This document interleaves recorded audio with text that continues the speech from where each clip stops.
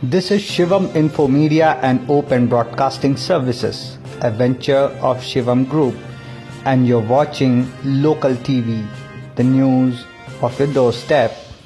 This video is sponsored by Akash traders कागज नगर। आकाश traders ले आए हैं पंक्चर ऑयल। इसको टायर में भरने के बाद टायर हो जाती है बिल्कुल पंक्चर प्रूफ। चाहे कितने भी बड़े पंक्चर हो, उससे आपको ये ऑयल बचाएगी। चाहे बाइक हो या कार, हर गाड़ी की टायर को पंक्चर प्रूफ बनाए पंक्चर ऑयल। अब तो सरकार की 108 एम्बुलेंस सेवा भी इसे लगा रही है, तो आप किसका वेट कर रहे हैं? तुरंत लगाए फोन 9660449662 नंबर पर और पाए अपना पंक्चर ऑयल। नमस्कार दर्शकों, स्वागत है आप सभी का लोकल टीवी पर। आज है 15 फरवरी 2022 और मैं निशा और मेरे साथी पापिया लेकर आए हैं कागज नगर की ताजा तरीन खबरें। नजर डालते हैं आज की हेडलाइंस पर। मिल गई गायब हुई लड़कियां, फ्री फायर पर लग गया बैन। आज सुभद्रा कुमारी चौहान की पुण्यतिथि, प्रैक्टिकल पर जोर दिया इंटर बोर्ड ने। युवा तेलंगाना पार्टी का आज भाजपा में विलय। चेन्नई सुपर किंग्स में घमासान। आसिफाबाद में बन रहा नया सिनेमा हॉल। मनरेगा में घपला, फिर पलटी पुलिस की गाड़ी। अंबेडकर चौक तक कैंडल मार्च। नूडा मूडा। गोवा और उत्तराखंड में चुनाव संपन्न। पंजाब में 20 को वोटिंग। पुलिस कंट्रोल रूम गायब। सबसे पहले नजर डालते हैं गायब हुई लड़कियों के रहस्य पर। परसों सिरपुर के गुरुकुल स्कूल से 2 लड़कियां भाग गई थी। भागकर वो कहां गए पता नहीं चल रहा था। ना ही वो घर गए, ना ही अपने किसी पहचान वाले के यहाँ गए। एक तरफ घर वाले परेशान तो दूसरी तरफ स्कूल वाले परेशान।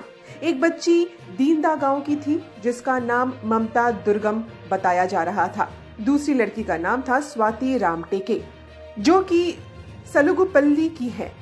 पुलिस में इस बारे में रिपोर्ट दर्ज हुई तो पुलिस ने अपने खबरियों से पता लगवाया। खबरियों के अनुसार ये दोनों लड़कियां कागज नगर आईं, फिर ट्रेन से सिकंदराबाद भाग गईं।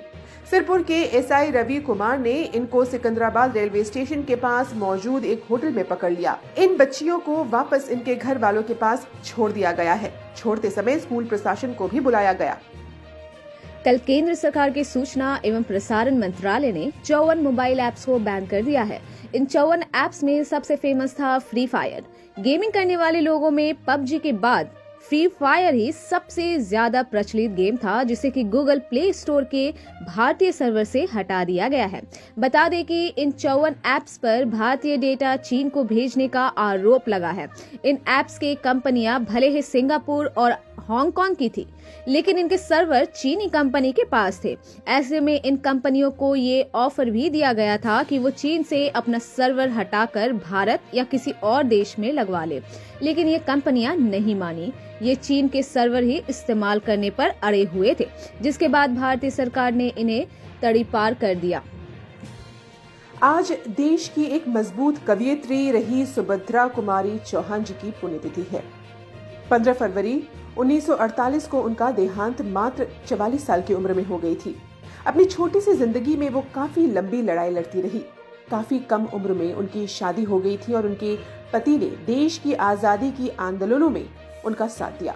न सिर्फ ये आंदोलन पर बैठती, बल्कि वो आंदोलनकारियों के लिए वो जोश भरी कविताएं भी लिखती थी। झांसी की रानी उनकी सबसे फेमस कविता थी। कल इंटर बोर्ड के जिलाधिकारी श्रीधर सुमन जी जूनियर कॉलेजों के दौरे पर निकले। उन्होंने प्रैक्टिकल कोर्स पर ज्यादा ध्यान दिया। उन्होंने कहा कि बाईपीसी और एमपीसी के बच्चों के लिए प्रैक्टिकल काफी जरूरी है। वहीं वोकेशनल के बच्चों का आधा सिलेबस तो प्रैक्टिकल ही है। ऐसे में प्रैक्टिकल पर अच्छे से पूरा करवाना काफी जरूरत है। वाईएसआर कांग्रेस में से निकले युवा तेलंगाना पार्टी ने यूनिवर्सिटी कैंपस और एमएलसी इलेक्शन में अपना जोर लगाया। काफी जगह वार्ड इलेक्शन में भी खड़े हुए। वोट काटने का काम हर जगह किया। जिट्टा बालकृष्ण रेड्डी और रानी रुद्रम्मा रेड्डी इस पार्टी के स्टार नेता बने रहे। दोनों के भाषण ने काफी लोगों को लुभाया और खूब वोट काटे। लेकिन कल रानी रुद्रम्मा रेड्डी ने एक प्रेस कॉन्फ्रेंस में ये बात बताई कि अब उनकी युवा तेलंगाना पार्टी नरेंद्र मोदी जी से काफी प्रभावित है। नरेंद्र मोदी से वो प्रेरणा ले रहे हैं और अब वो अपनी पार्टी को भारतीय जनता पार्टी में विलीन करने जा रहे हैं। आज युवा तेलंगाना पार्टी के सभी नेता दिल्ली जाकर भाजपा कार्यालय में भाजपा की सदस्यता लेंगे। कल आईपीएल का महा ऑक्शन हुआ। काफी उलटफेर हुए, लेकिन जनता में सबसे ज्यादा चर्चा का विषय बनकर आई चेन्नई सुपर किंग्स टीम। इसमें एक तो सुरेश रैना को शामिल नहीं किया गया, वहीं श्रीलंका के सैनिक रहे क्रिकेट खिलाड़ी तीक्ष्णा को चेन्नई सुपर किंग्स में जगह मिल गई। एक तो सुरेश रैना के फैंस काफी निराश रहे, वहीं तमिल लोगों को श्रीलंकाई सैनिक रहे खिलाड़ी के चुने जाने पर काफी निराशा मिली है। बता दें कि तमिल लोग श्रीलंका में एक माइनॉरिटी कम्युनिटी है। वहां पर तमिल लोगों के खिलाफ कई जगहों पर अत्याचार होते हैं और इसके पीछे कारण श्रीलंकाई सेना को बताया जाता है। ऐसे में तमिल लोगों की भावनाओं को ठेस पहुंची है। आसिफाबाद में सिनेमा हॉल बन रहा है। एक तरफ जहां कागज नगर में 3 और इस गांव में 1 सिनेमा हॉल था, वहीं अब ये आंकड़ा सिमटकर कागज नगर का एक थिएटर हो गया है।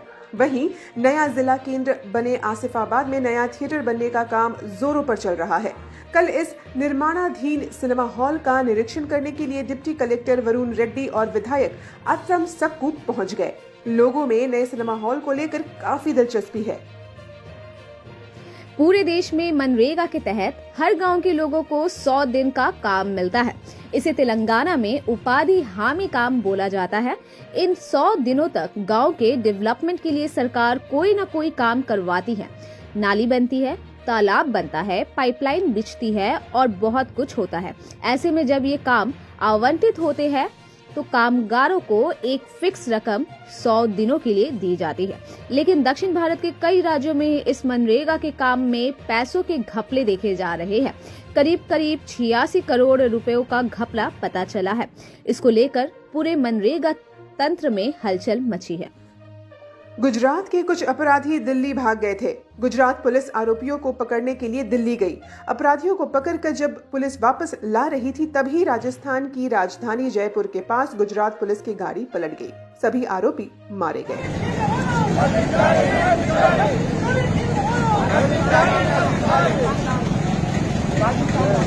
भारत माता की जय, भारत माता की जय। कल कागज नगर मार्केट के बुद्ध विहार मंदिर से लेकर अंबेडकर चौक तक युवाओं और पूर्व सैनिकों ने कैंडल मार्च निकाला। 3 साल पहले कश्मीर के पुलवामा में सीआरपीएफ के कॉन्वॉय पर आतंकी हमला हुआ था, जहां पर 44 जवान वीर गति को प्राप्त हो गए। उनके बलिदान को याद करते हुए कल कागज नगर में भी कैंडल मार्च निकला।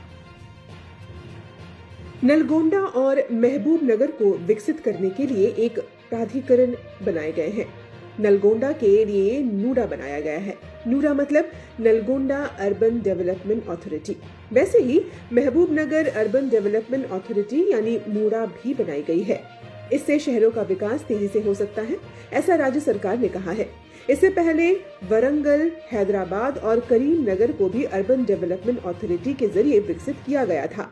आंध्र प्रदेश रहते तेलंगाना के सभी पुराने 10 जिलों के लिए एक अर्बन डेवलपमेंट अथॉरिटी बनाने का प्रस्ताव है। गोवा और उत्तराखंड में वोटिंग संपन्न हुई। उत्तर प्रदेश में भी दूसरे चरण का वोट गिरा। उत्तराखंड और उत्तर प्रदेश में 60% से ज्यादा मतदान कल देखा गया। वहीं गोवा में 79% वोट पड़े। तस्वीर में आप उत्तराखंड के मुख्यमंत्री पुष्कर सिंह धामी को सपरिवार देख सकते हैं।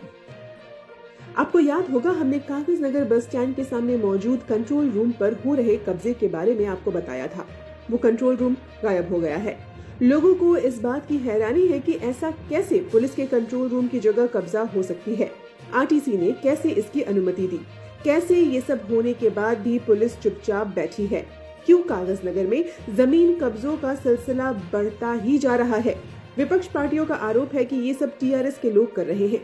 बस स्टैंड इलाके को अपने कब्जे में कर लेना ही इनका मकसद है। इसके लिए चाहे प्रशासन और कानून को हाथ में लेना अब टीआरएस की फितरत है। जब प्रशासन ही असुरक्षित हो गया हो तो आम जनता क्या ही सुरक्षित रहेगी, ये भाजपा नेता डॉक्टर पालवाई हरीश ने कहा। लोकल टीवी पर खबरों का सिलसिला आज बस यहीं तक, और इसी के साथ मैं पापिया और मेरी साथी निशा लेते हैं आप सभी से विदा। मिलेंगे वापस कल कुछ और नए खबरों के साथ।